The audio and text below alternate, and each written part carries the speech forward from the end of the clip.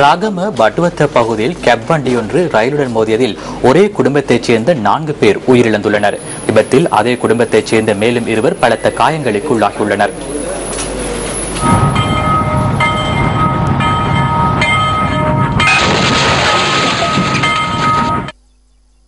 கந்தானையிலிருந்து ராகம நோக்கி சென்ற கேப் வண்டி வவுனியாவை நோக்கி சென்ற ரஜரட்ட ரெஜின ரயிலில் மோதி விபத்துக்குள்ளானது.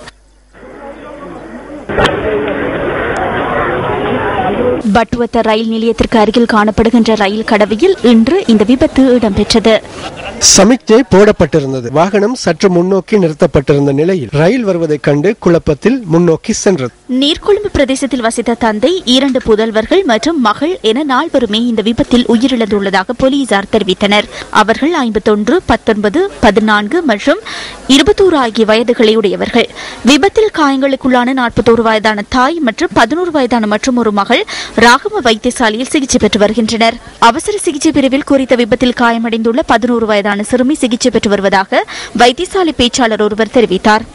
45 நிமிடம் தாமதமாகிய நிலையில் மீண்டும் ரஜரட்ட ரெஜின வவுனியாவை நோக்கி சென்றதாக ரயில் கட்டுப்பாட்டு நிலையம் தெரிவித்தது.